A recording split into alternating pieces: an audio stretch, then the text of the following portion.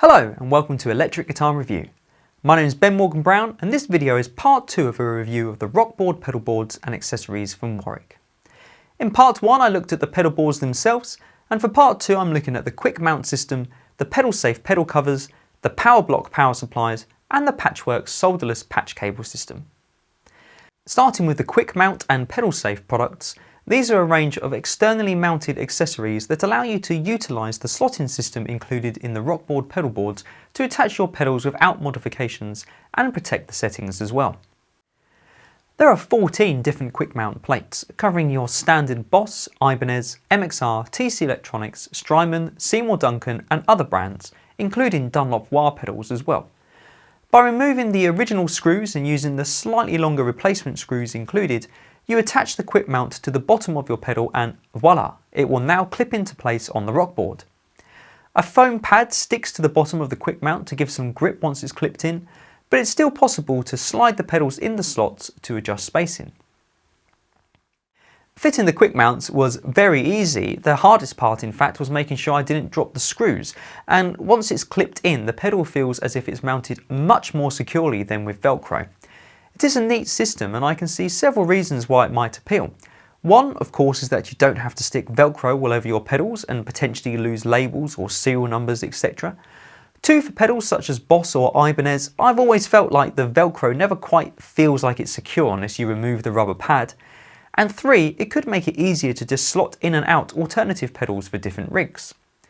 That said, it is much easier to put the pedals on the board than it is to take them off. I suppose that's exactly the way you'd want it to be, but I think it would be a bit of a faff trying to take pedals on and off once you had cables running underneath the board. But then that's not much difference from a Velcro setup, to be honest, so I don't know how much of an issue that would be.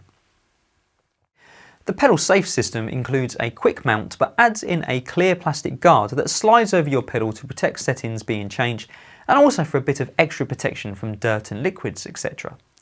I used the correct mount and pedal safe for my Ibanez TS808 reissue and it fit perfectly, with the exception of the hole for the power supply not being offset enough for me to fit the plug-in. It wouldn't be hard to cut an extra hole in, but considering all the work gone into making everything fit, it seems a pretty obvious oversight to have been missed. Now, to be fair, it does look like it's in the correct place for a TS9 tube screamer, and looking at the other pedal safe products, they look as if everything is in the right place, so this might just be a one-off issue for the 808 reissue. On the whole though, I was impressed with the quick mount plates and pedal safes. To be honest, I don't think I'd be using the pedal safe system myself, as I tend to change settings quite frequently on the few pedals that I do use, and therefore would have to remove the little settings guard every time. But if you're a set it and forget it player, then the pedal safe will keep your settings as you wish whilst protecting your pedals.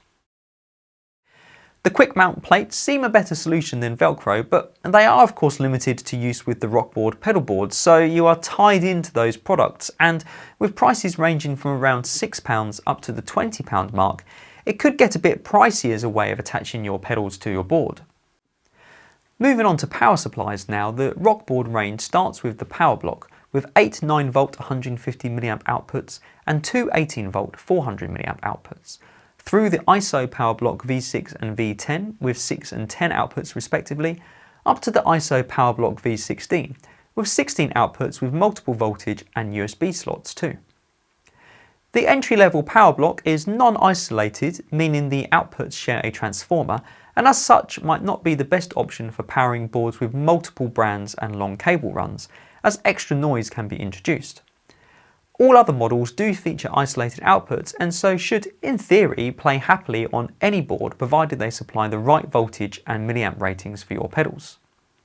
All of the units are a nice low profile size, which means they should fit comfortably under any pedal board, although one outcome of this small size means that they are reliant upon an external power adapter. For many people this isn't an issue, but considering the adapter needed is 18 volts, it's not the sort of thing you'll be able to replace last minute should it fail. To be honest, if I was relying on one of these power supplies to power my board, I'd have a spare adapter in my kit for those just in case moments. That minor niggle aside, the power block range seems well thought out, although it's only on the V16 that you get the option of 12 volts, which admittedly is a bit of a rarity in today's pedal market. For very power-hungry pedals, you would probably have to chain together a couple of the outputs, as the max milliamps available is 300 on the V16, although the V6 has 500 milliamp outputs, but only at 9 volts. I like the inclusion of a USB output on the V16, and on the whole I think most players would be able to build a rig with one of these supplies powering it. Of course, one of the most important aspects of a neat and quiet pedalboard setup is your patch cables, and surprise surprise, RockBoard have that covered too, with their patchwork solderless cable system, a unique feature of which is the ability to set up each cable with either a straight or right angled jack.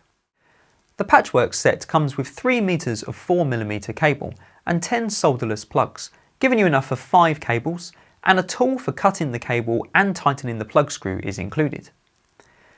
Putting a cable together is relatively simple. You just cut to length and push it into the plug and screw it back together, although it's worth noting that the screw is quite small and comes completely out, and that a certain amount of finger dexterity is needed to hold the cable in the plug whilst getting the screw to sit back in the right place. Once I'd got the hang of making a straight plug, making a right angled one was a bit more tricky, as the bend in the cable tended to push things out of alignment, but a bit of practice was all that was needed. The finished cables seem pretty sturdy and should stand up to a lot of plugging and unplugging while still continuing to work. The cable is thin and flexible, so it'll be easy to wire up complicated setups where you need to run cables between pedals, and the sockets are relatively low profile, so you shouldn't have too much difficulty fitting them in.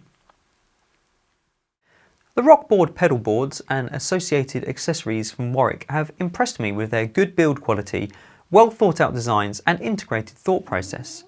Obviously the pedal boards themselves can stand alone aside from the quick mount system, and so too the power block power supplies and patchwork cable system. There are a few design niggles that I found a little frustrating, but overall I think you can be assured that the RockBoard products will allow you to build a pedal board that will be as roadworthy as anything else available on the market today. I hope you've enjoyed this video from Electric Guitar Review. Please subscribe and hit the bell icon to be kept up to date when we post new videos, and I look forward to seeing you next time.